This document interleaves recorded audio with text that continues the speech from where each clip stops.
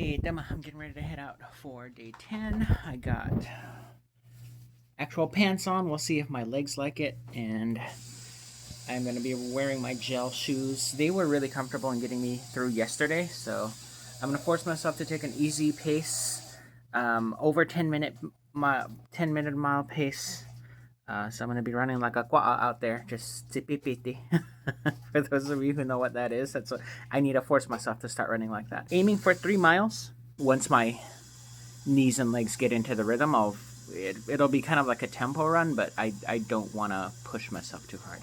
So I've been doing nothing but a mile or a mile and a half or just over a mile all week, the weekdays, and so I want to see if I could get back up to 3 miles. I'm not going to worry about time. I came across a marathon runner, older gentleman, that a majority of runners are obsessed with the number of miles that they do per week, right? If you're training for a marathon, one, his philosophy is you're not going to be able to run a marathon if you don't run a marathon. But two, his training process is that if you want to be able to run on a marathon, you need to run while your legs are tired. You have to run while your legs are tired. And so even though my pain and my uncomfortness, it's not high, but it definitely is, like I got to pace myself right now. I'm also having the last orange that we have in our fruit bowl or fruit basket, but it's interesting with the whole, have oranges, have bananas before a run. With my runners, I try to not push them into like thinking that, oh, if you have this, it'll magically, make you run better, run faster, run longer. Because our races are only 2 miles. It's middle school running. So no gels or anything like that really isn't going to make that much of a difference for a short distance. But now that I am running consistently, this is day number 10, my body is actually starting to recognize the impacts. And so that's just one thing I wanted to share. Yes, supplemental stuff, of course, nutritional content, all of that stuff, right, is going to make an impact on your body performance. But it's within context of how active your body is, how long your body is active, and how much work it's putting in. Personally, 2 mile runs, 3 mile runs even, I think 3 mile runs or less, not significant amount of difference. But if you are constantly straining your body, then yes, it will make an impact. So it is obviously sunny and clear today. However, the challenge is with the wind chill. There's no clouds, but the wind chill, I'm not wearing any fuzzy material. My pants and my top are, the wind comes through them. And because I sweat so much, I try not to run in fuzzy materials. We'll see how it feels. I'm pretty sure once my blood gets circulating, I'll be okay. But the other thing I wanted to talk about, I could record it in a future video. It's just the quick warm-ups that I do with my feet now. I would, do quick stretches, but now I actually actively do like karaoke warm-ups and toe touches and high knees, all of that stuff. Like, it does make a difference. It wakes up your muscles. And my legs are feeling okay, but I just gotta remind myself, take it easy. Dima. The hard thing about trying to take it easy is I hate jogging, and so you want to slow down, right? But taking wide strides doesn't feel natural to me. So if I'm running at a tempo that's like basically like giant running in slow motion, that feels unnatural to me. So the hard part, I think a lot of people struggle with not taking big strides, but yet finding that appropriate rhythm to still have quick tempo. And like I said earlier, it's basically tipipiti, right? Like how an elderly person barely picks up their feet. Now, not saying drag your feet, but it's just those short, I guess intervals. I don't know. It's like a quick pace, but you're not. Have music in my ear. You're not sprinting. So it's about comfort. But then in my head, once I find that quick rhythm, then I want to, I want to turn it up. I want to press myself. All right, I can handle this. Let's go. So it's training myself to be okay with, yes, these quick 1, 2, 1, 2, 1, 2, 1, 2. That's my tempo. 1, 2, 1, 2, 2. But I'm not sprinting. You see the speed I'm going at. So the other thing, your knee's going to be annoyed at first. You just have to push through it. That first half mile, tell all my runners, that first half mile always sucks. Then your brain will eventually block it out. So endure the annoyances. Don't train yourself to quit or to stop just because it's slightly inconvenient or uncomfortable. Okay, new plan. One thing I hate, again, I'm approaching my mid-30s, is the cold weather and how it affects your joint pain. Fellow 30 people and up, age 30, you guys know what I'm talking about. Because there's no clouds, I'm gonna push myself to 4 miles a day, take it easy, keep my heart rate low. It's a beautiful day. Is it cooler? Yes. But it's not cold enough to mess with that joint pain, that knee pain. So, heart rate is the focus today. Not speed, heart rate. Another piece of advice that I heard from another runner, if you're working on your heart rate, meaning you're just taking it easy, it's an easy day run, only do nose breathing. Keeps your cardio in check. That way it prevents you from, when you want to take the liberty of pushing yourself, like, oh, I feel comfortable, step it up a notch. Just nose breathing will make sure that you're keeping it nice and steady. And I'm at the point now where I can do that. It's possible for me. Obviously, you're not going to be able to do it right from the start. You just have to go out, get your miles in, train your heart to be able to handle 15, 20, 30 minutes of straight cardio. Nose breathing will become a lot easier.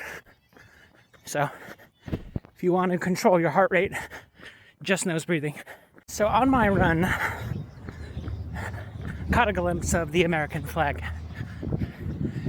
Caught myself thinking, as I was approaching it, my eyes were fixated on it. What does that flag mean now? I'm pretty sure those of us within the indigenous community, the American flag has a different interpretation for us. It's a flag of colonization. It is a flag of forced removal. It is a flag that said we could not be citizens up until just barely 100 years ago. So there's another spot on my route, a black flag with the letter T on it. That flag is no longer up. It's been gone for the past 4 months now. While I'm on these runs, I call for strength, for endurance. When you are an endurance runner, it's about knowing what deserves your energy, what doesn't, in order for you to keep moving forward. You don't stop for every little thing that is an annoyance. You monitor yourself, you pay attention. However, the strength of running requires you to be able to push past those slight uncomforts, those slight annoyances. Keep pressing forward. As I'm running this morning, this afternoon, all of these individuals who are passionate enough to show up at these protests. You are all in my thoughts.